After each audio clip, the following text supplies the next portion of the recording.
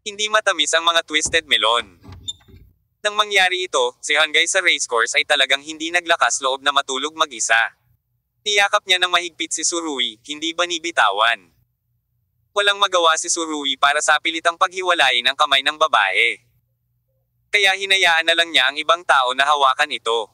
Isang oras niyang hawak ang posisyong ito, at halos manhid ang kalahati ng kanyang katawan. Ayos lang, ayos lang.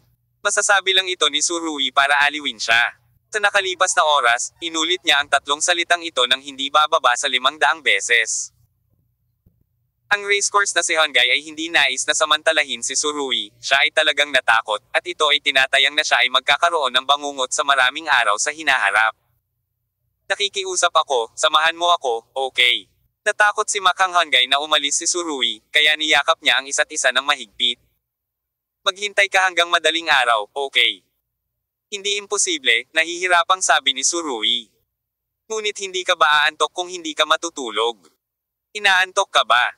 Sa wakas ay pinakawalan ng racecourse na si Hangay si Surui, ngunit hindi niya sinasadya, itinulak niya ito pababa sa kama, matulog ka na lang sa akin at samahan mo ako, okay. Natatakot ako na hindi ito magandang ideya. Hinawakan ni Surui ang kanyang ilong. Ngunit ngayon ay nakahiga na ang The Racecourse Hangay sa kanyang tabi, at nang walang anumang intensyon na iwasan ang paghihinala, inabot niya ito at niyakap siya ng mahigpit.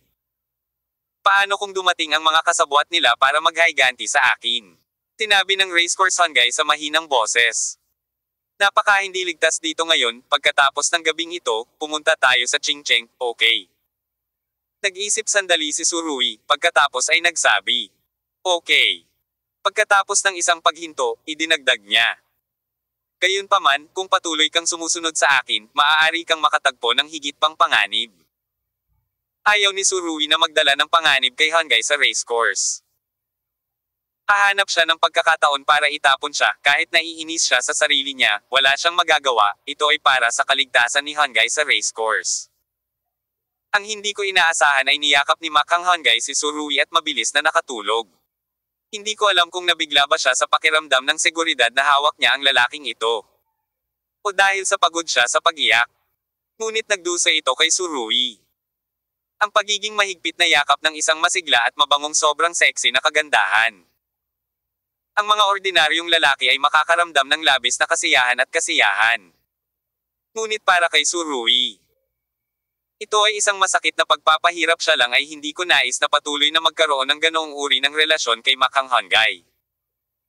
At sa oras na ito kailangan kong makipagpunyagi sa sarili kong konsentrasyon. At ang punto ay, gustong-gusto niyang matulog.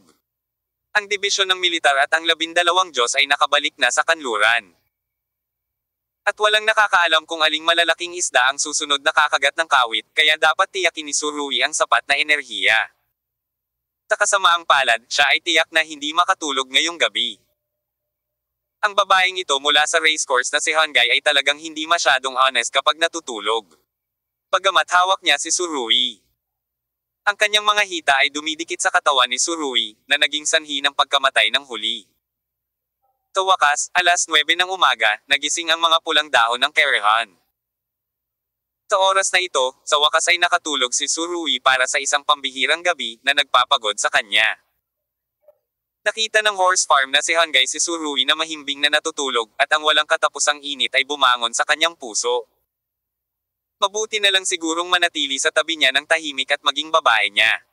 Sa sandaling ito, hindi maiwasan ni Makhang Hangay na isipin ang nakaraang eksena ng matinding labanan kay Surui sa Xinghua, at isang pamumula ang lumitaw sa kanyang magandang mukha.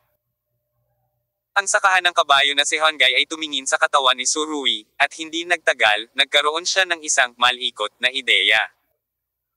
Si Surui ay malamang na masyadong pagod, nakatulog ng masyadong nakamamatay, walang kamalayan sa labas ng mundo, at kahit na nanaginip. Sa panaginip, si Surui ay tila naglalayag sa dagat sakay ng isang bangka. At biglang nakatagpo ng isang bagyo, kaya ang bangkang sinasakyan niya ay minsan ay natatapon sa ibabaw ng mga alon, at kung minsan ay sumusugod sa whirlpool. Ang gayong panaginip ay nagpaten sa nerbiyos ni Surui sa pagtulog. Nang tahimik na ang hangin at lumiwanag ang mga ulap, Nagpakawala ng mahabang hininga si Surui at nakaramdam ng hindi maipaliwanag na pakiramdam, na ubos. Gayunpaman, nang imulat niya ang kanyang mga mata sa pagkatulala at makita ang eksena sa kanyang harapan, siya ay ganap na natigilan. Kahit gising na agad. Nima, anong nangyari? Sa huli ano ang nangyari? Wala na ang shorts niya.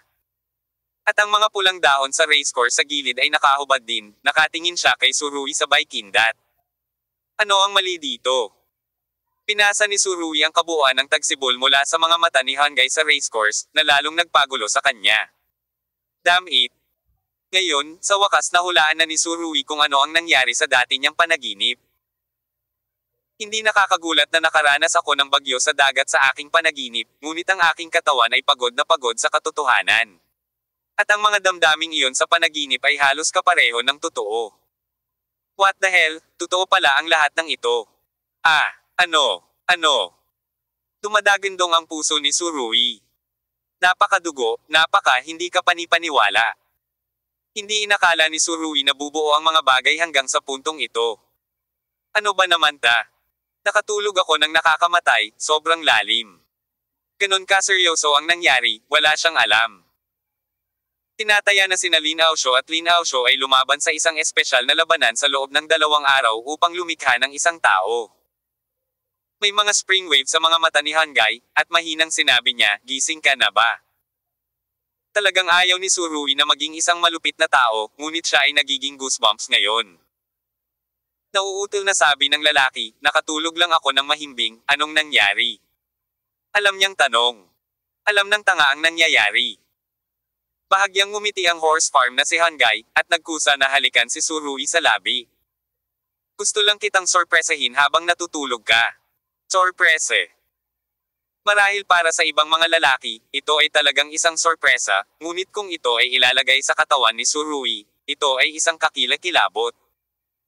Walang malay sa ganitong estado, muling nawala ang katawan ni Surui. Last time na nakoma siya, this time nakatulog na siya. Bakit hindi siya nagigising sa bawat oras, bakit siya nahuhuli sa bawat oras? Nagsalubong ang mga pulang dahon sa kerehan. Sa totoo lang. Dapat magpasalamat si Surui na hindi siya nagising ng mas maaga. Kung hindi, paano niya ito haharapin? Maaaring ang mga pulang dahon sa racecourse ay nagmamaneho ng napakabilis, at maaaring nasa kalagitnaan pa rin ito ng Surui. Mga preno. Anyway, mamamatay siya ng paalang at patayo, at kung iunat niya ang kanyang ulo at paliitin ang kanyang ulo, ito ay kutsilyo din. Ito ay isang butas na hinukay ng kapalaran. Kung ang mga pulang dahon ng kerehan ay hindi na iligtas. Kung gayon si Surui ay magagawa niyang iwasan ang bagay na ito, ngunit, sa kanyang karakter, mapapanood ba niya ang industriya ng kerehan na pinapahiya ng mga gangster? Ang pagkakataong makatagpo sa mga pulang dahon sa kerehan ay maaaring maunawaan bilang isang bagay na mali, ngunit ang nangyari ay hindi maiiwasan kung nagkataon. Muling napagtanto ni Surui kung ano ang ibig sabihin ng pag-iyak ng walang luha. Ang mga pulang dahon sa kerehan ay puno ng kasiyahang ekspresyon. Salamat, nahanap mo sa akin ang pakiramdam na matagal ko nang hindi nakikita. Hindi talaga alam ni Surui kung paano magre-react, kaya naiiyak na lang siya at sinabing, no thanks, no thanks. Ang mga pulang dahon ng kerehan ay tumawa ng may, poof. Salamat, ikaw ang naging matagumpay sa paglalakbay ko sa Trigo at Trigo. Pagkatapos niyang magsalita, hininaan niyang muli ang kanyang boses at sinabi sa tainga ni Surui. Siyempre, makatitiyak ka, hindi kita pipilitin na managot. Gusto talaga ni Surui na tumama sa pader. Ano, sino ang may pananagutan para kanino? Sa mahigpit na pagsasalita, walang alam si Surui, napilitan siyang gawin iyon. Siya ang passive party. Kung ayaw niyang mabuhay at mamatay at manggugulo sa pulis, siya ang biktima. Kaya lang, kung aaminin ng mga pulis na siya ay biktima ay ibang usapan. Depressed talaga si Surui, paano siya nakatulog ng patay na patay. Sa kasamaang palad, ang mga bagay ay nangyari na at hindi na mauulit. Tiningnan ng racecourse Hangay ang ekspresyon ni Surui at sinabing, nadismaya ka ba? Napahiya si Surui, kaya sinubukan niyang ipaliwanag. 2 beses lang nangyari ang ganitong bagay, nabaliw na ako, Ang kanyang mga salita ay napakadaling magdulot ng hindi pagkakaunawaan ng iba. U. Matapos pakinggan ang mga pulang dahon ng Kerahan, biglang sumili ang ngiti sa kanyang mukha. Akala niya ay nagsisisi si Surui. Ano ang ibig sabihin ng 2 beses na magkasunod na gising? Hindi ka ba gising ngayon? Hindi ba kailangan mong gawin ulit? Masusing ipinatupad ni Su Xiaoxiu ang kanyang palayaw ngayon, at wala na siyang pagkakataong tumalikod matapos itulak pabalik ni Hanggai sa racecourse. Gising ka na ba ngayon? Biglang tanong ni Makang Hanggai. Si Surui, na nasa estado pa rin ng pagkalito, ay hindi napagtanto kung ano ang gustong ipahayag ng kabilang partido, kaya't tumanggaw siya. Medyo gising na ako ngayon. Matino, okay lang. Ang mga pulang dahon sa racecourse ay tumalikod at dumapo sa katawan ni Surui. Boom! Pagkatapos nito, naramdaman ni Surui na tinamaan muli ang kanyang katawan. Ito ay naiilawan. Huwag na nating pag-usapan ang nangyari sa pagtulog ko noon. Pag-usapan natin ngayon. Ang pinakasikat na photo actress sa buong Toyo ay nakahiga sa kanyang katawan. Hindi ko alam kung gaano karaming lalaki ang nagnanais sa kanya ng sukdulan ng katawan, at ito matinding katawan, napakalapit sa kanya. Siguro, hanggat ang isang normal na tao ay hindi kayang labanan ang likas na tukso na ito mula sa kaibuturan ng kaluluwa. Ngunit, kailangang patunayan ni Surui ang kanyang sarili hanggat siya ay nasa isang matino na kalagayan, walang sino man ang maaaring pilitin siyang gumawa ng anuman. Ito ba ay isang maliit na deklarasyon? Hindi. Paulit-ulit na iwinagayway ni Surui ang kanyang mga kamay. Ang lalaking ito sa wakas ay nag-ipon ng kanyang lakas ng loob, itinulak palayo ang mapang-akit na pulang dahon ng Kerahan, tinapik ang kanyang puwitan at tumalon mula sa kama. Natigilan ang mga pulang dahon ng Kerahan. May ginawa si Surui na hindi maintindihan ng lahat ng lalaki. Alam mo, ang mga larawan lamang ng mga pulang dahon sa homepage ng racecourse ay sapat na para magpaikot-ikot ang mga teenager, ngunit biglang tumanggi si Suruita. Hindi inaasahan ng Rainbow Red Leaf na mapapanatili ni Surui ang ganoong kalakas na kakayahan sa pagpipigil sa sarili kapag siya ay gising. Nagkaroon din siya ng malaking pagdududa tungkol sa kanyang pagiging kaakit-akit. Tumayo din siya at naglakad patungo kay Surui. Paulit-ulit na iwinagayway ni Surui ang kanyang mga kamay. Huwag kang pumunta rito, huwag pumunta rito. Hindi alam ng taong ito kung ano ang susunod niyang gagawin, kaya dali-dali siyang humila ng kubrekama at pinalibutan ang mga pulang dahon ng sakahan ng kabayo. May mga bagay pa rin na hindi natin magagawa. Nakakahiya ang hindi magkatugmang pananalita ng lalaking ito. Ang mga pulang dahon ng Kerahan ay orihinal na bigo. Kung tutuusin, napaka-aktibo ng isang babae, ngunit siya ay tinanggihan ng isang lalaking tulad nito. Nakakahiya talaga, pero nang makita niyang binalot siya ni Surui ng kubrekama. Pagtayo niya, kumagalpak siya ng tawa. Napaka-interesante mo. Tumingin si Makang Hanggai kay Surui at nakangiting sinabi, napaka-cute mo. Cute.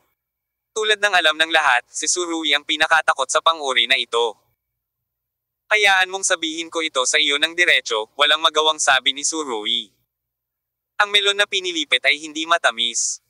Kabanata 2317. Tikyo ko ang paniniwala ko. Ang isang baluktot na melon ay hindi matamis.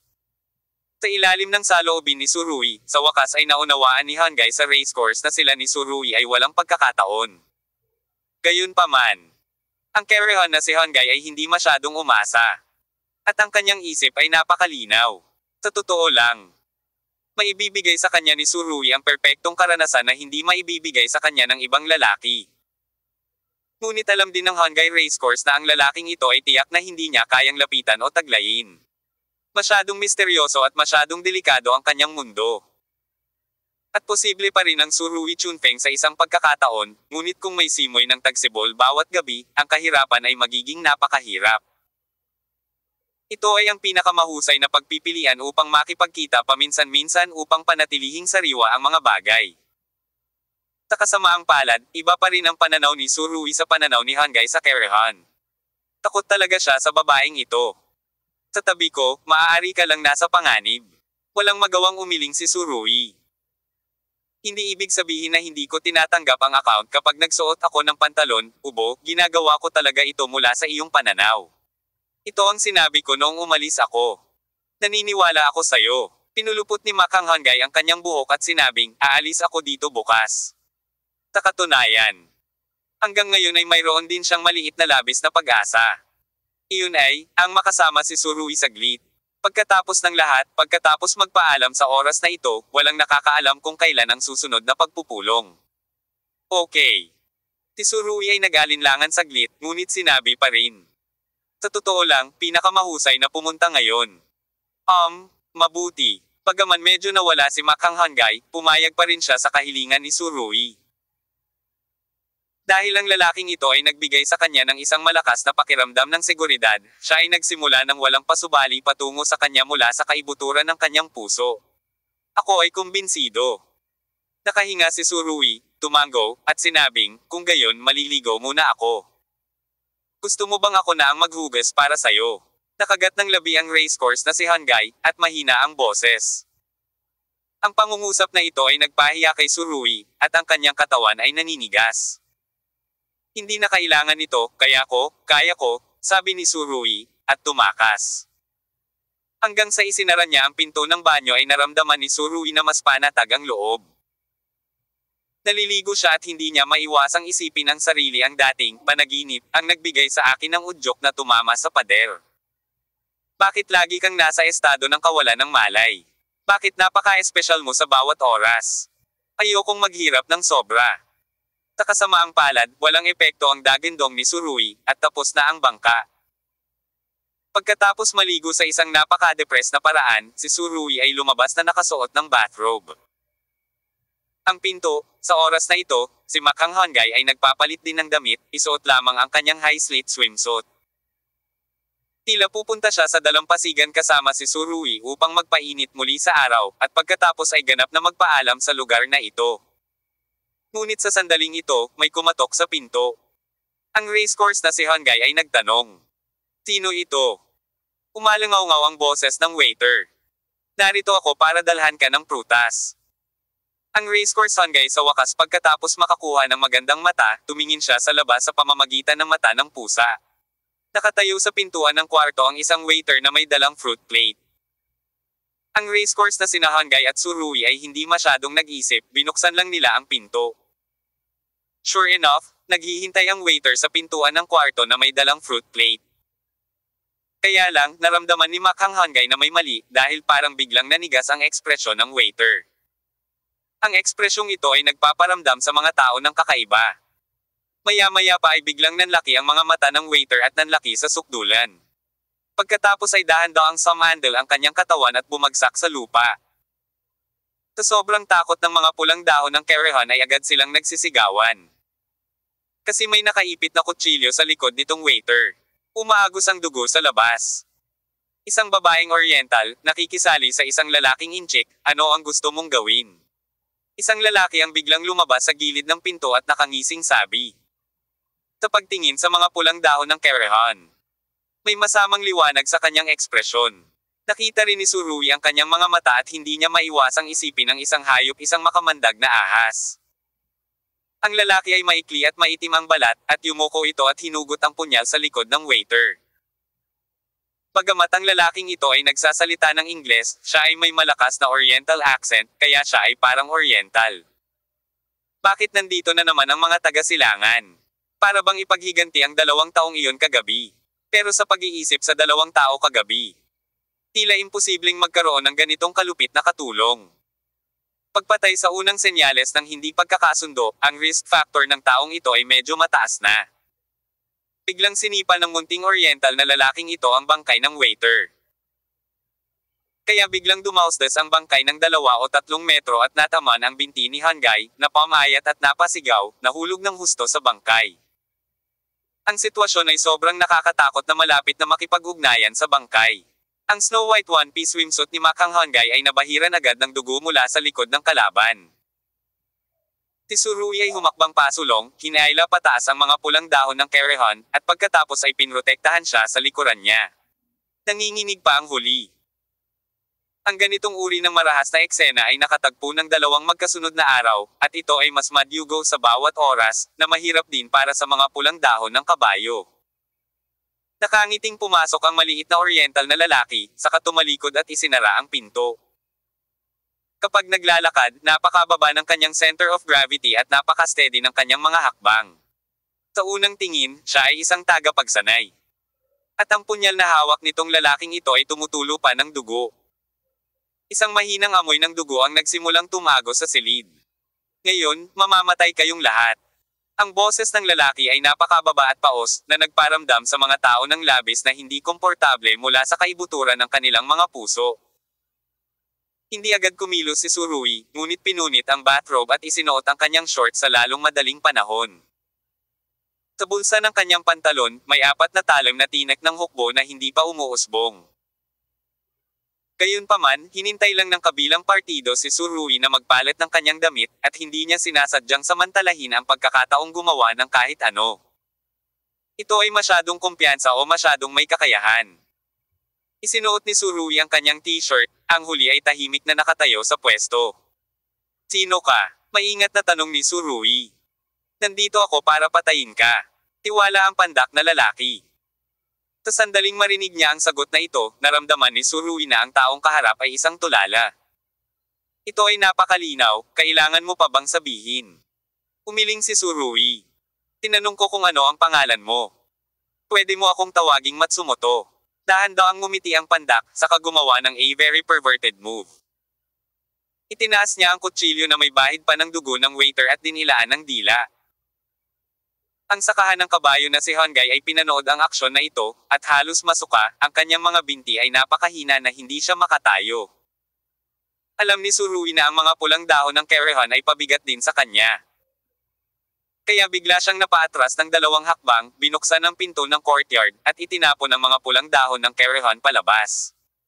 Ito ay talagang isang hagis. Ang katawan ni Hongay ay gumuhit ng isang napakagandang parabola sa hangin, at pagkatapos ay nahulog sa pool ng tumpak at tumpak. Nang tumalsik ang tubig, biglang naramdaman ni Tsurugi ang malamig na hangin na humihip patungo sa kanya. Walang natural na hangin sa silid, at ang hangin ito ay walang alinlangan na ang malakas na hangin na dala nitong lalaking oriental na nagngangalang Matsumoto. Gaano kalakas ang lakas na ito para makabuo ng ganoong hangin sa isang iglap? Kung hindi dahil sa lakas ni Tsurugi, natatakot ako na hindi niya maimulat ang kanyang mga mata.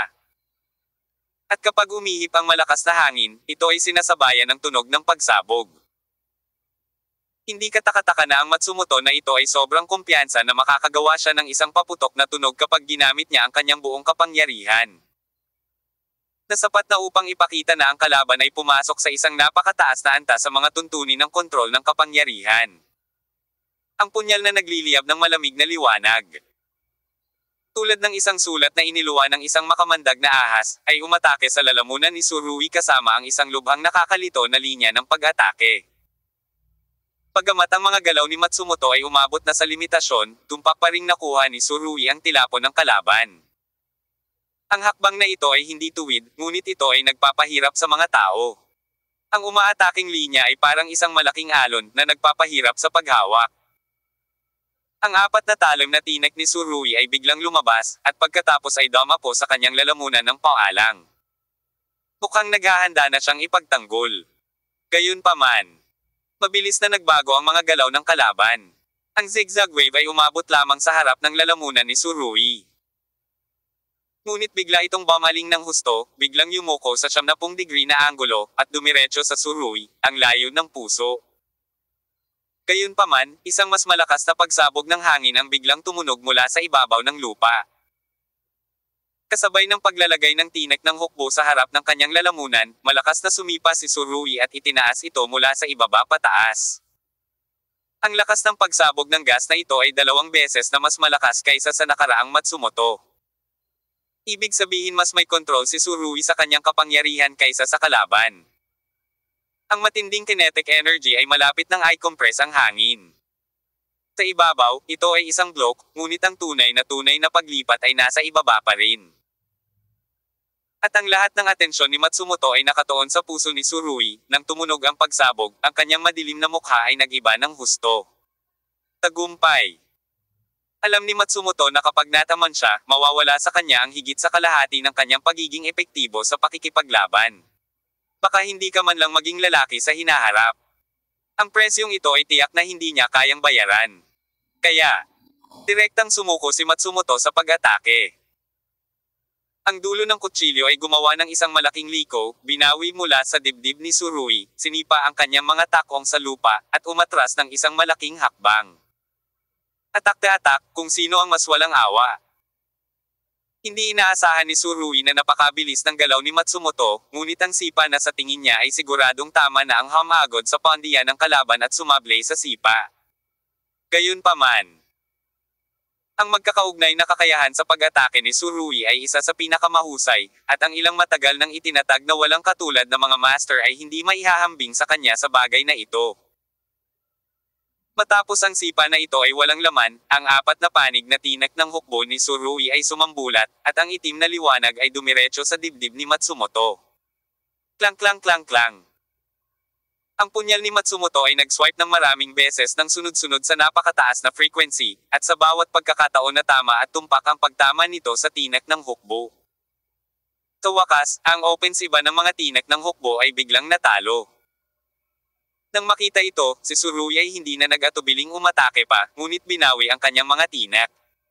"Sino ka?" Nagtanong si Tsurui, "Bakit napakalakas mo?" Pagkatapos ng labanan sa Xinghua, ang matagal nang naitatag na mga master ng Toyo ay karaniwang nahuli sa isang palayok. Kahit na ang immortalidad ay malubhang nasugatan, ngunit ngayon, ang lakas ng maikling lalaking ito ay walang katapusan na malapit sa pagtitiis ng Diyos. Bagamat mas mahina ang kontrol niya sa kapangyarihan kaysa kay Tsurui, hindi siya ganoon kadaling talunin. Kung hindi siya mag-iingat, tataob siya sa gutter. "Hindi mo kailangang malaman kung sino ako, ang kailangan mo lang malaman ay," sabi ng maikling lalaki sa malalim na boses, "Miss Kyoko ang paniniwalaan ko." Kabanata 2318. Mahirap umabant at umatras. "Miss Kyoko ang paniniwala ko." Matapos marinig ito, nagulat si Tsurui. Parang tinamaan ng kidlat. Hindi niya akalain na sasabihin ito ng lalaking taga-silangan na nagngangalang Matsumoto. Kyoko Yamamoto. Sa isip ni Tsurui, malinaw na lumitaw ang eksena ng pagtalon ni Kyoko Yamamoto sa dagat noong araw na iyon. Malalim na nakatatak sa kanyang alaala ang unos ng araw na iyon at hinding-hindi mabubure. Nang maglaon, gumugol ng maraming pagsisikap si Tsurui at nagpadala ng mga tao upang maghanap ng balita tungkol kay Kyoko sa karagatang Pasipiko sa malawakang saklaw.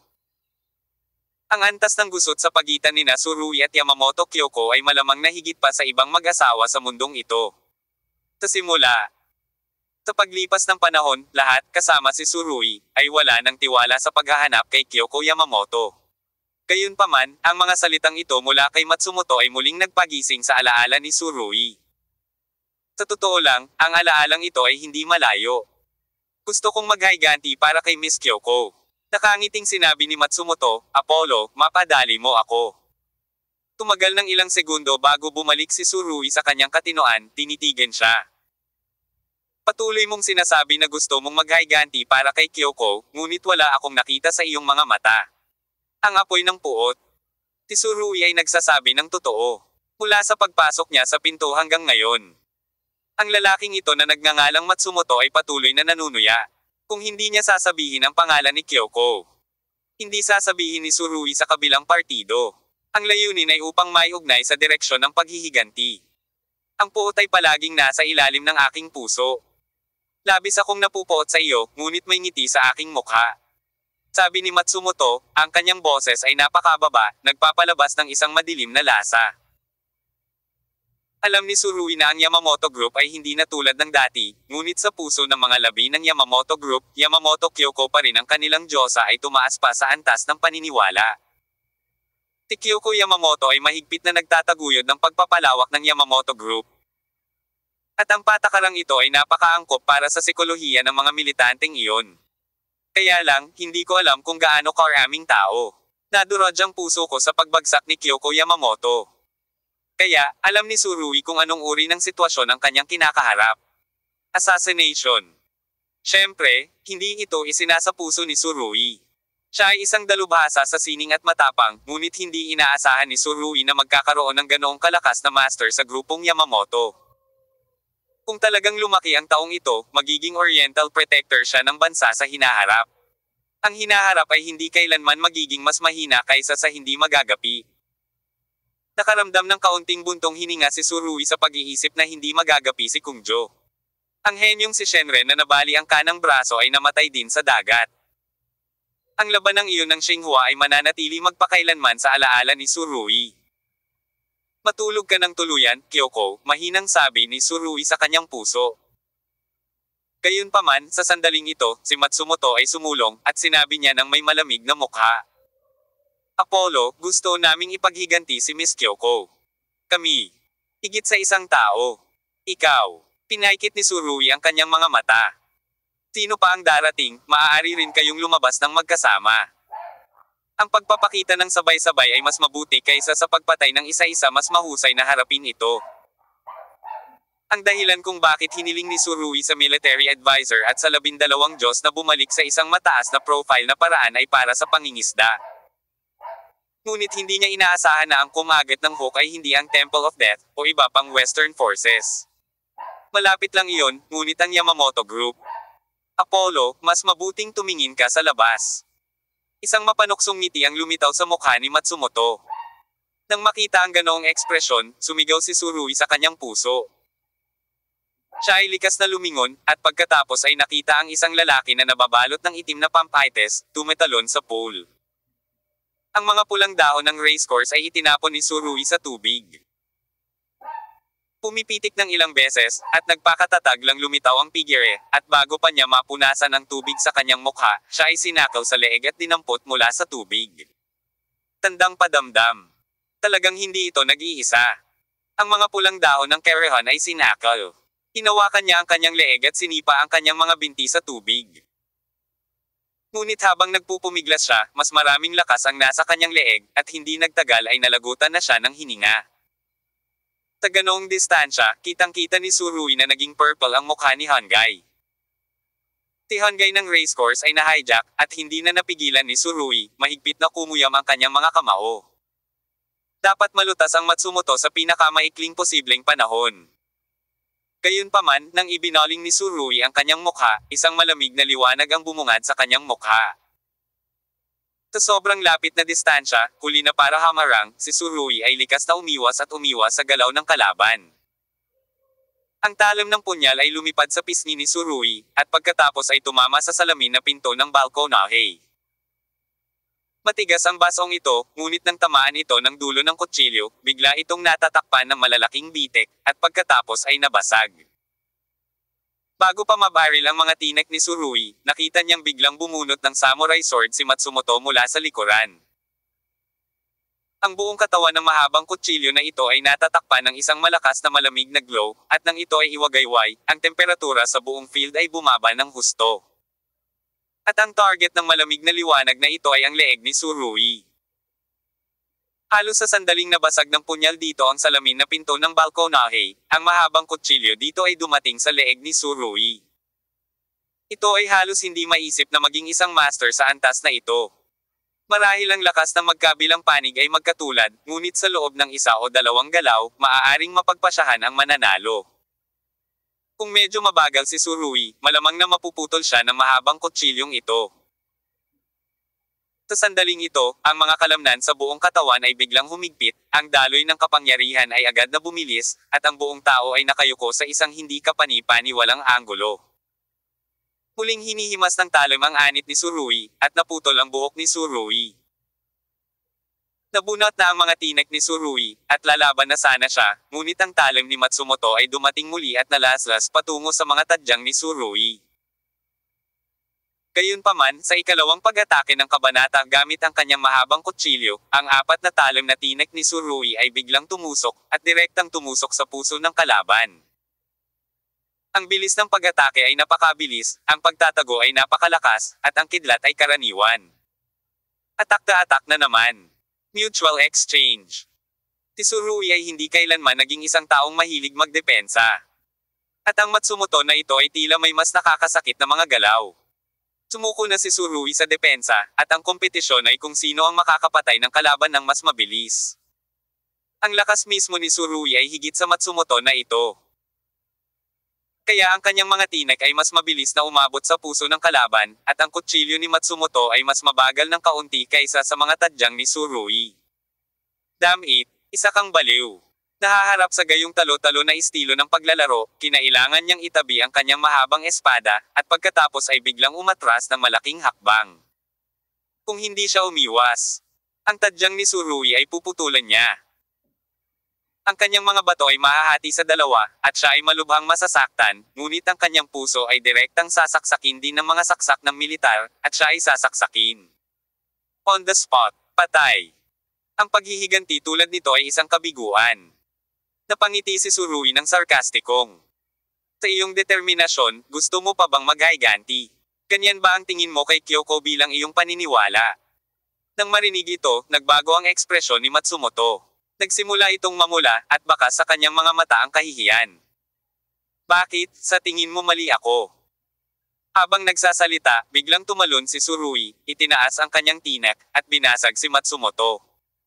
Aktibong pag-atake. Si Tsurui ay isang umaataking manlalaro.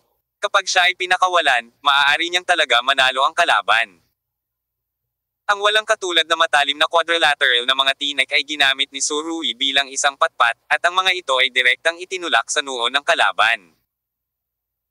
Sa sandaling ito, itinaas ni Matsumoto ang samurai sword ng mataas, at nabangga ang tibo ng apat na talim na hukbo, at lumipad kung saan-saan. Ngunit sa oras na ito, naabot na ng mga daliri ni Tsurui ang dibdib ng kalaban. Ang huling galaw. Bang! Sa mahinang tunog, natama ng dibdib ni Matsumoto, at napaatras siya ng malakas, natama ng salamin na dingding ng banyo. Ang walang bahid na glass wall ay agad ding naging shards.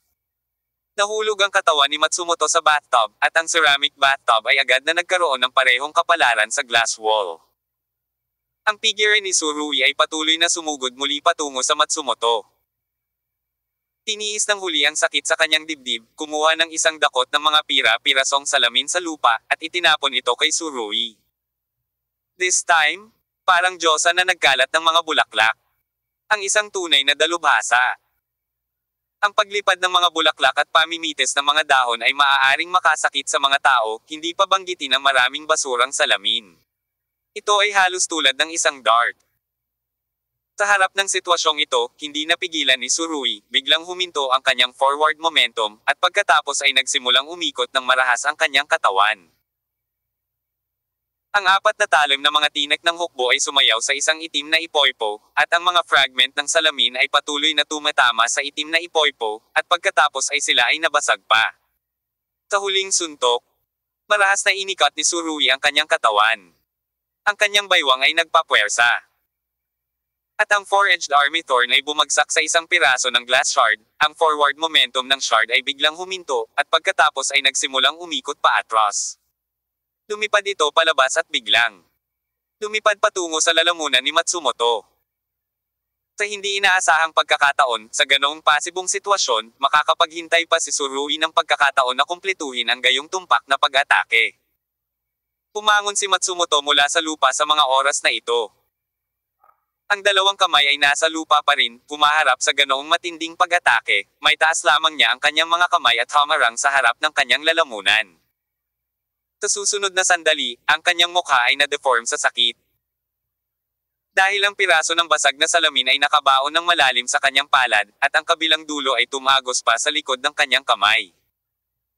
Dahil sa block na ito, nawala si Matsumoto sa kanyang sentro ng grabidad at muling bumagsak sa lupa. Tsurui ay sumulong, at ang four-edged army thorn ay handang umatake. Ito ang pinakamagandang pagkakataon para patayin si Matsumoto. Samantalahin ang kanyang sakit at patayin siya. Ngunit sa sandaling ito, isang malamig na sigaw ang biglang tumunog sa labas ng balkonahe. Tumigil ka, o siya ay mamamatay. Biglang huminto si Tsurui at lumingon. Paglingon niya, nakita niya na ang mga pulang dahon ng sakahan ng kabayo ay sinakal sa leeg at nakataas. Nakatayo sila sa gilid ng pool, at maraming tubig ang umaagos mula sa mga swimsuit ng mga pulang dahon sa racecourse. Ang kanyang mga paa ay nakatapak, at ang kanyang mga kamay ay desperadong nakahawak sa mga kamay ng Oriental Warriors, ngunit sa kanyang lakas, hindi niya ito magawa. Ang mga pulang dahon ng racecourse ay na-hostage, na naging dahilan para madilema si Tsurui. Kabanata 2319. May mga limitasyon na lampas sa limitasyon. Kung maglakas loob kang lumipat muli, sasakal ko siya hanggang mamatay. Sabi ng mandirigmang Oriental. Nang makita na ang mukha ng racecourse na si Hangay ay naging mas ube, ngunit ang kamay ng mandirigma ay hindi gumagalaw, na nagpapakita ng isang malakas na lakas. Tahimik na kinakalkula ni Surui ang distansya. Alam niya na maaari siyang sumugod sa kabanata ng ilang sandali. Ngunit hindi niya magagarantiya na walang mangyayaring aksidente sa mga pulang dahon ng Kerehon sa panahong ito. Gusto ng Oriental Warrior na iyon na sakalin ang mga pulang dahon ng Kerehon, pero ilang minuto lang. Hindi talaga gusto ni Surui ang dilema na ito. Sayang at hindi siya malupit na lalaki, hindi niya masabi ang mga bagay na tulad ng, patayin mo ang babaeng ito, wala akong kinalaman sa kanya. Hindi ko talaga masabi. Kung sinabi niya ito, natural na maaari niyang samantalahin ang pagkakataon na patayin si Matsumoto at makuha ang pinakakanais-nais na sitwasyon para sa kanyang sarili.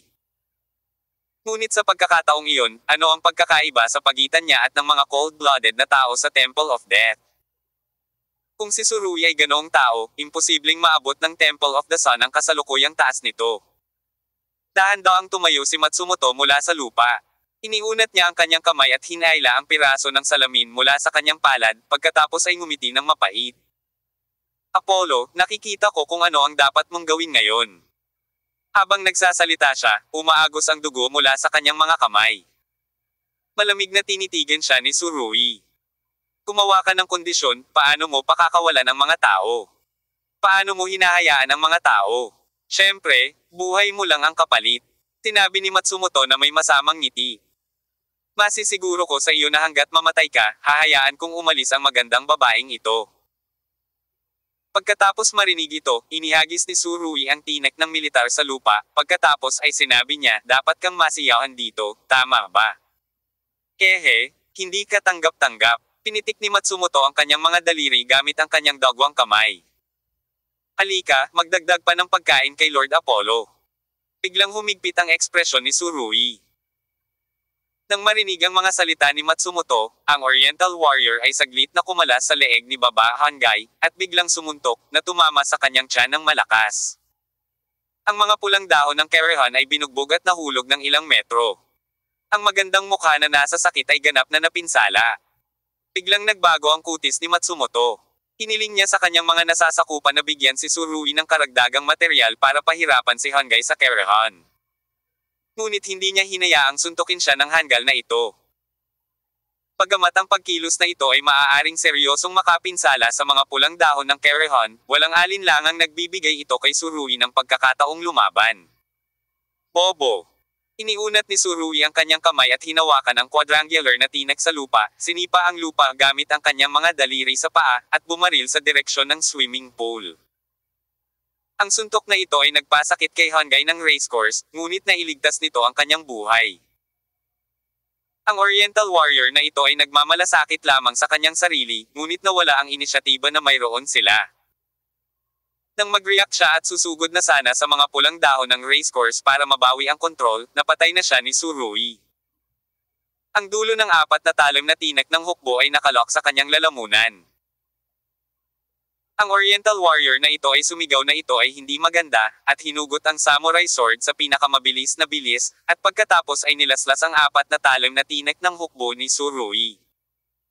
Ngunit sa oras na ito, ang tinek ng hukbo ay biglang lumiko. Sa sandaling ito, binago ang direksyon ng pag-atake. Dumiretso ito sa dibdib ng kalaban. Ang Surui ay isang pagkukunwari. Ang Oriental Warrior na ito ay halatang hindi sanay sa problema na gustong-gusto ni Surui na maghukay ng mga butas sa labanan. At agad niya itong binasag. At sa sumunod na segundo, ang hindi magagapi na tinek ng militar ay direktang bumulusok sa kanyang kaliwang dibdib. Boom! Ang taong ito ay malinaw na narinig ang tunog ng kanyang puso na sinaksak. Sumabog ang dugo sa buong dibdib niya sa isang iglap. Sa oras na ito, 2 metro pa ang layo niya sa mga pulang dahon ng Kerehon. Tech kill. Hindi man lang inisip ni Surui, bigla niyang binunot ang tinek ng militar, at isang dagwang palaso ang bumaril. Itinagilid niya ang kanyang ulo, iniwasan ang dagwang palaso, at pagkatapos ay ibinalik iyon ng hindi tinitingnan. Sa oras na ito, pinatay siya ng Matsumoto na iyon, at ang bangkay na itinapon ni Tsurui ay hamarang sa kanyang daan. Galit na galit si Matsumoto. Ang pagkontrol sa mga pulang dahon ng Kerehan ay halos isang siguradong panalo para sa kanya, ngunit ang taong ito ay maaaring sirain ang lahat ng ito. Nawalan pa siya ng sariling buhay. Nararamdaman ni Matsumoto na hindi pa siya nagalit ng ganito sa buhay niya gaya ngayon. Maaari ba itong maging mas madyugo? Habang iniisip niya iyon ay lalo siyang nagagalit. Nang makita niyang itinapon ang bangkay ng kanyang nasasakupan, agad niyang nilaslas iyon ng hindi nag-iisip. Ang kanyang kutsilyo ay napakabilis, at ang bangkay ng kasamang iyon ay pinutol niya sa kalahati ng walang anumang pag-aalinlangan, at ang dugo ay umulan sa buong langit.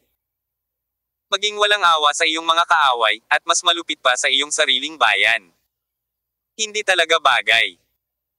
Biglang tumalikod si Tsurui, at ang apat na talim na mga tinak ng hukbo ay pumutok, dumaan sa dugo at ulan, at dumiretso sa puso ng kalaban.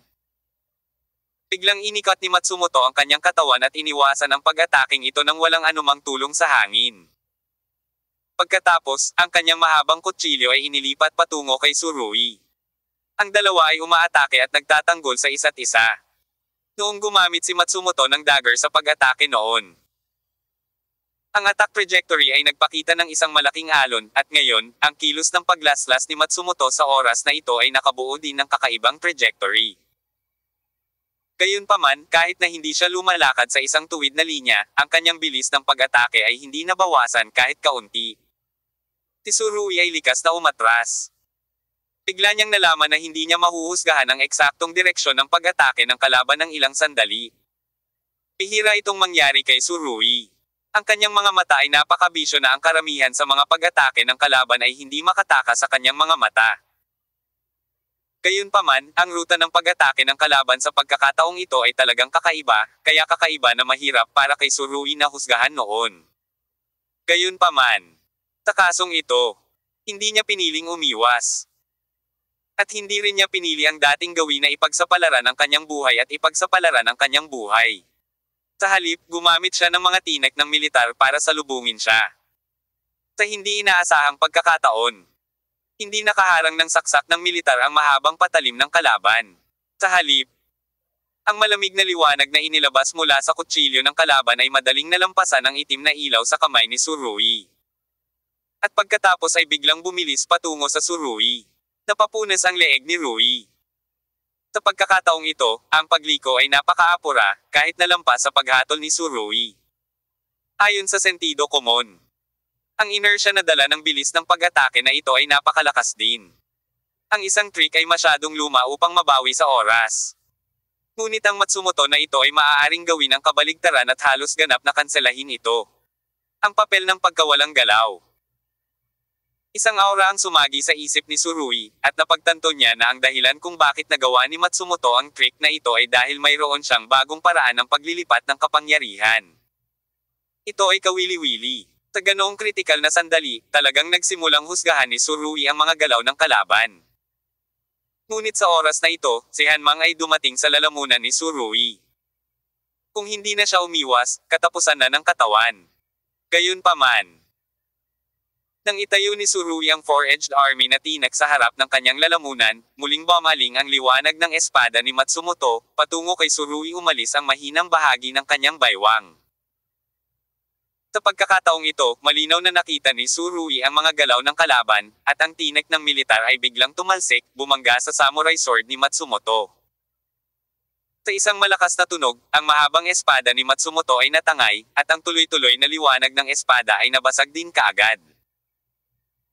Hinding-hindi papalampasan ni Tsurui ang ganoong pagkakataon, at lumipad na siya sa parehong oras, sinipa niya ng malakas ang binti ng kalaban. Dahil sa posisyong ito, napaka-awkward ng mga tao na ipagtanggol. Dahil sa tumpak na pag-atake ni Tsurui, hindi magawang umiwas at hamarang ni Matsumoto. Bang! Sa mahinang tunog, si Matsumoto ay sinipa ni Tsurui at umatras ng ilang hakbang. Gayunpaman, si Tsurui ay hindi nagpatuloy sa pag-atake, ngunit sa halip ay tahimik na nakatayo sa lugar, patuloy na naghihintay sa pag-atake ng kalaban. Ang hakbang na ito ay talagang hindi pangkaraniwan para kay Tsurui, na noon pa man ay gustong ituloy at lumaban ng husto. Matagal na siyang hindi nakakakilala ng ganoon kalakas na kalaban, at matagal na rin siyang hindi nakakakilala ng ganoong estilo ng pakikipaglaban. Napakalakas ng kakayahan at inisyatiba ni Tsurui sa pag-aaral. Ang paraan ng pag-atake ni Matsumoto ay lubos na napukaw ang kanyang interes. Sa pakikipaglaban kay Aixinju Luomingzai, si Tsurui ay nabugbog ng husto. At natutunan niya ang matapang na Qigong ni Mingmang sa mismong lugar. Ngayon, gustong gamitin ni Tsurui ang matigas na Qigong ni Matsumoto. Pag-aralan ang hanay ng mga kasanayan sa pakikipaglaban. Napaatras ng ilang metro, bakas sa mukha ni Matsumoto ang kahihiyan, galit siyang sumigaw, at muling sumugod kay Tsurui. Kaagad pagkatapos, binalot muli ng sword light si Tsurui. Sa pagkakataong ito, ang nakakalamig na liwanag ng espada ay tumagal ng higit sa 10 segundo. Sa isang malakas na ingay, agad na nawala ang momentum ng espada ni Matsumoto, at siya mismo ay muling umatras sa dingding. Hindi pa rin umatake si Tsurui, nakatayo siya sa lugar na may ngiti, at ikinawit ang kanyang kamay. Ito ang tinatawag mong paghihiganti. Sa kaunting lakas, hindi sapat na makita. Anong klaseng galaw ang meron? Labas. Hindi pa rin alam ni Tsurui kung ano ang nangyari sa paraan ng pag-atake ng kalaban. Kaya patuloy siyang gumagamit ng mga agresibong taktika, ngunit ngayon ay nagsisimula na siyang mag-alala na makakatakas si Matsumoto. Matsumoto din hindi siya nagpatinag dahil dito, malakas ang kanyang fighting spirit, at sa isang malakas na dagendong, sinugod niya muli si Tsurui. Sa pagkakataong ito, talagang mapapabuti ang kanyang bilis. Halika ulit, nagsimula ring tumaas ang fighting spirit ni Tsurui, kaya ang passive defense guy na ito ay nagsimulang malagay muli sa panganib. Sa pagkakataong ito, halatang gumawa ng malaking trick si Matsumoto. Ang maganda at mapanganib na mga arko ay iginuhit sa hangin. Oo, sa pananaw ni Tsurui, ang mga arko na ito ay kahanga-hanga, at nakita niya ang ilang napakahalagang bagay mula sa kanila. Sa pagkakataong ito, kahit na ang bilis ng pag-atake ni Matsumoto ay mas mabilis. Kahit na nagdulot siya ng mas maraming problema kay Tsurui, at kahit ang mga damit ni Tsurui ay ilang beses na naputol, ngunit sa loob ng kanyang mga mata excited. Natutunan lamang ni Tsurui ang ilang mga trick mula sa mga kilos ng pag-atake ng kalaban, ngunit ngayon, sinimulan na niyang alalahanin ang balangkas sa kanyang isipan ng higit at mas detalyado. Nakakaadik ang pakiramdam na ito. Bigyan mo ako ng kamatayan, Apollo. Hindi makaatake si Matsumoto ng mahabang panahon. Naiinis siya sa puso niya. Sa momentum ni Peiran Moyu, nilaslas niya ang ulo ni Tsurui. Gayunpaman, sa harap ng ganitong mapanganib na sitwasyon, si Tsurui ay tumayo at hindi kumikibo. Kasi, isang aura ang nag-flash sa isip niya. Naiintindihan ko. Ang 7 galaw ni Sito Yuankong ay maaaring gumawa ng higit pang mga tagumpay. May limitasyon na lampas sa limitasyon. Kabanata 2320. Isang lalaking isang sandata. May limitasyon na lampas sa limitasyon. Ang 7 paggalaw ng Sito Yuankong. Sa pananaw ni Tsurui, ay naipaliwanag na ang lahat ng paraan ng daloy ng kapangyarihan ng tumpak. Isang tagumpay ang ginawa. Ngunit hindi ko inaasahan na pagkatapos makita ni Tsurui ang paraan ng pag-atake ni Matsumoto ngayon, naramdaman niyang ang lahat ng ito ay maaaring magkaroon ng mas bago at mas malakas na pagbabago. Parang may natuklasan siyang bagong mundo. Sa kasamaang palad. Ngayon si Tsurui ay wala ng maraming oras upang maranasan ang bagong mundo. Kailangan niyang harapin ang isang napaka-fatal na problema. Ang mahabang espada ni Matsumoto ay dumating sa kanyang ulo. Ang lakas ng buong katawan ay biglang sumabog, biglang itinaas ni Tsurui ang tinak ng hukbo, at nalabanan ang suntok ng bigla. Tinala ni Matsumoto ang lakas mula sa itaas hanggang sa ibaba sa pagtatangkang lutisin ang problema sa loob ng hakbang na ito. Sa makatuwid. Sa sandaling magkadikit ang dalawang sandata, nabasag ang mga tile sa talampakan ng mga paa ni Tsurui. Gayunpaman, kahit na may ganoong kalakas na pag-atake, si Tsurui ay nakatayo pa rin ng tuwid at hindi mukhang nakakuba. Bobo! Nagmura si Tsurui, biglang umatras ang tinek, at tumabi ang kanyang katawan. Sa sobrang lakas ng pagkapatas, nagawa pa niyang umiwas. Ano ang ibig sabihin nito? Biglang nanlamig ang puso ni Matsumoto. Ipinapakita nito na hindi ginawa ni Tsurui ang kanyang makakaya noon. Tapos na ang kahulugan ng iyong pag-iral. Sa susunod, oras na para makita ang akin. Tinabi ni Tsurui ang ganoong pangungusap habang nasa proseso ng pag-iwas, at pagkatapos ay biglang bumangon ang kanyang kanang paa at humampas sa baywang ni Matsumoto. Mukha Matsumoto hindi man lang nakaiwas sa ganoong pag-atake. Gusto niyang matuto mula sa dating paraan ng pag-atake at pag-atake ni Tsurui. Bukas. Pagkatapos ng lahat, ginamit ni Tsurui ang kanyang mga paa sa pagkakataong ito, at gumamit siya ng kutsilyo. Sa mga tuntunin ng mga armas, kinuha ni Matsumoto ang isang ganap na kalamangan. Sa oras na ito, Matsumoto ang bilis ay tila mas mabilis, at ang kanyang mahabang kutsilyo ay nakarating na sa harap ng leeg ni Tsurui. Patay ka! Tigaw ni Matsumoto sabay ngisi. Ngunit, sa sandaling ito, biglang itinaas ni Tsurui ang kanyang kaliwang kamay nang hindi ito tinitingnan. Gagamitin ba niya ang kanyang mga braso para pilitin ang hakbang na ito? Anong international joke? Naniniwala si Matsumoto na tiyak na mapuputol niya ang braso at leeg ni Tsurui. Magagawa ba talaga ito? Nang umabot na sa pinakamataas na antas ang ngiti ni Matsumoto, ang kanyang samurai sword ay tumama sa palso ni Tsurui. Gayunpaman, hindi nangyari ang pagtalsik ng dugo ng 5 hakbang gaya ng inaasahan, at ang mahabang kutsilyo ay gumawa ng tunog ng clanking na hindi man lang naputol ang palso ni Tsurui. Sa halip ay nalaman ni Matsumoto na ang kanyang kamay ay marahas na inalog. Parang gawa sa metal ang palso ni Tsurui. Ano ito? Nagulat si Matsumoto, ngunit huli na siya para depensahan, at ang mabangis na sipa ni Tsurui ay tumama na sa kanya sa baywang. Biglang nawala ng balanse ang katawan ni Matsumoto. Nabali ang ilan sa kanyang mga tadyang, at diretso siyang nahulog sa kabilang bahagi ng pool. Bang! Alam ng Diyos kung gaano kalakas ang puwersang ginawa ni Tsurui sa pagkakataong ito. Nadurog ang kabilang side ng pool. Hindi sinamantala ni Tsurui ang kanyang karamdaman para patayin siya, ngunit tahimik na tumayo sa pwesto. Tumingin siya sa kanyang palso, nakaramdam pa rin ng gulat sa kaloob-looban niya. Napakalupit ng pag-atake ngayon. Ngunit ginamit ni Tsurui ang wrist guard na ibinigay ni Suho sa kanya upang hindi lamang basta-basta harangin ang pag-atake. Ngunit hindi man lang naramdaman ng kanyang palso ang epekto ng impact sakit. Ang material na ito ay talagang kamangha-manghang. Ito ay napakahirap, at habang hinaharangan ang mga pag-atake, maaari rin itong magkaroon ng walang katapusang tensyon. Si Matsumoto ay natama ng husto sa pagkakataong ito, at ang sakit ng kanyang tadyang ay naging dahilan upang hindi niya maituwid ang kanyang likod. Tsurui sumenyas. Halika, baguhan. Baguhan. Puno ito ng mga nakakainsultong salita. Namula ang mukha ni Matsumoto, sumigaw siya, tiniis ang sakit, hinawakan ang mahabang kutsilyo na nahulog sa baybayin, at biglang tumalon, napakadirekta pumunta sa pool at tumungo sa Tsurui. Sa pagkakataong ito, muling lumitaw ang kanyang signature big wave no track attack. Kaya lang, dahil na rin siguro sa sugat, ang sakit ng kalahati ng katawan niya ay napigilan niyang maglaro na parang braso. Kahit na binabago pa niya ang direksyon ng kanyang pag-atake, madaling umiwas si Tsurui. At dahil sa mas mabagal na paggalaw ng pag-atake ni Matsumoto kaya mas detalyadong maobserbahan ni Tsurui ang daloy ng kapangyarihan ng kalaban. Sa panahon ng pagtatanggol na ito, si Tsurui ay mukhang passive, ngunit ang kanyang mga mata ay lumiliwanag at lumiliwanag. Kailangan kong sabihin na ang pagiging matalino ni Tsurui ay talagang bihira, at kakaunti ang maaaring iwanan siya sa bagay na ito.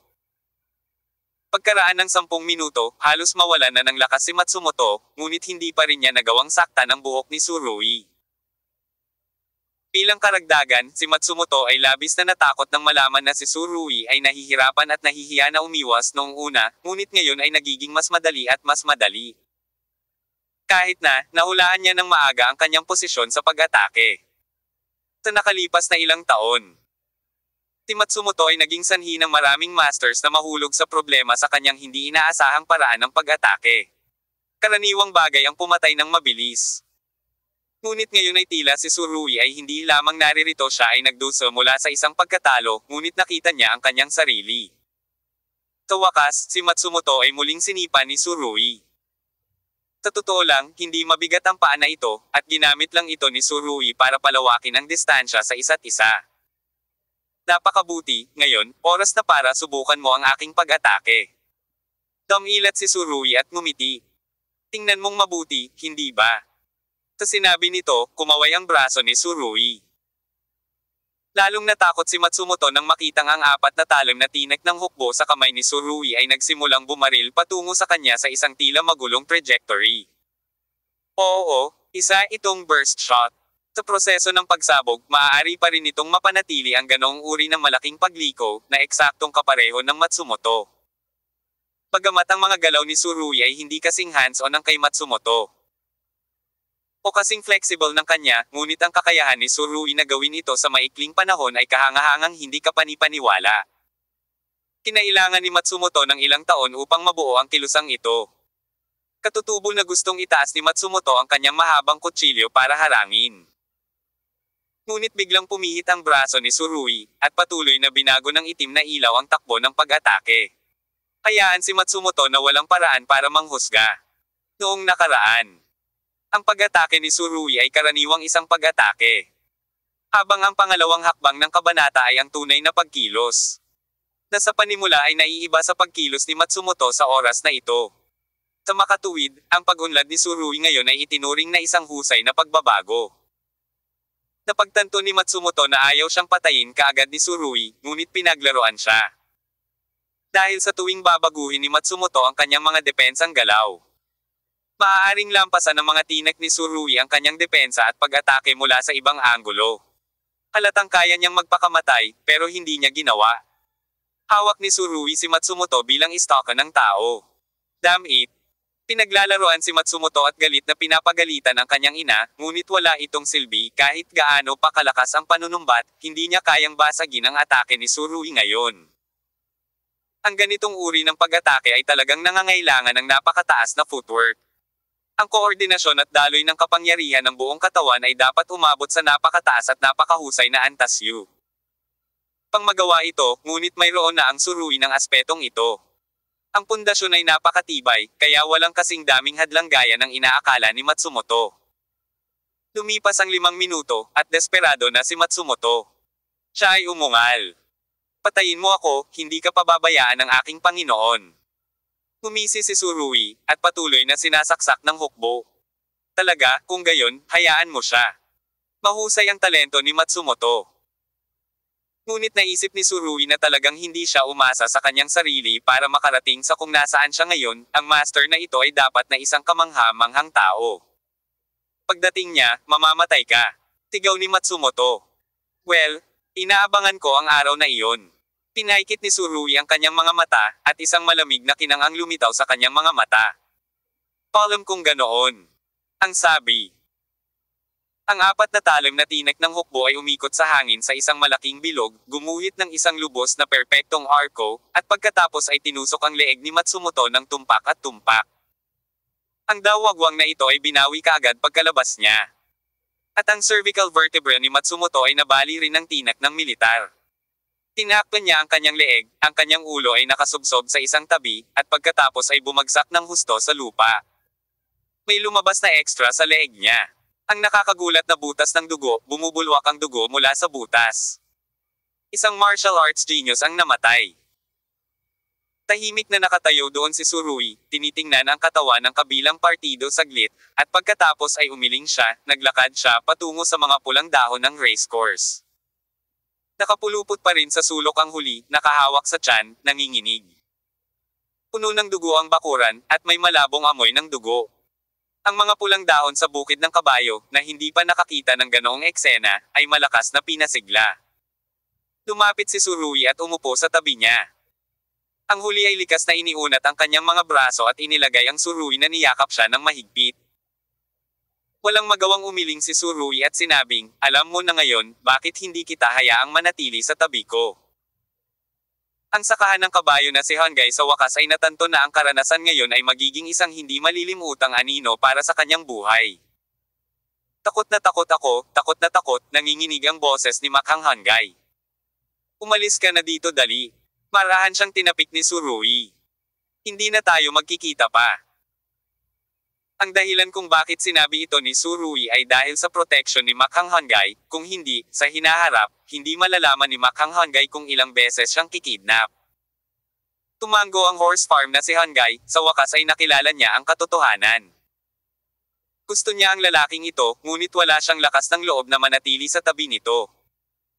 Gustong tulungan ni Surui na tulungan ang mga pulang dahon ng Kerehan na umangat. Ngunit ang mga binti ng huli ay masyadong mahina upang tumayo ng mag-isa. Walang paraan, kaya niyakap siya ni Surui patagilid at pumasok sa silid. Pagkalipas ng kalahating oras, ang mga pulang dahon ng Kerehan ay sa wakas ay naghugas ng dugo sa kanyang katawan at nagpalit ng damit sa harap ni Surui. Siyempre, hindi niya sinasadyang akitin si Surui, naranasan niya lang ang tarangkahan ng impyerno, paano pa rin ito may isip ni Hangay sa racecourse. Pumunta ka sa katulong mo, umalis ka na dito, ako na ang bahala sa iba. Pinaikit ni Surui ang kanyang mga mata. Tinawagan niya si Guawan at hiniling sa kanila na hawakan ang follow-up sa silid. Pagkaalis ni Hangay sa racecourse, nag-check out din si Surui sa kwarto. Pupunta siya sa Chingcheng. Sa isang taxi, walang ekspresyon ang sinabi ng isang lalaki na may dalang gitara, pumunta ka sa Chingcheng.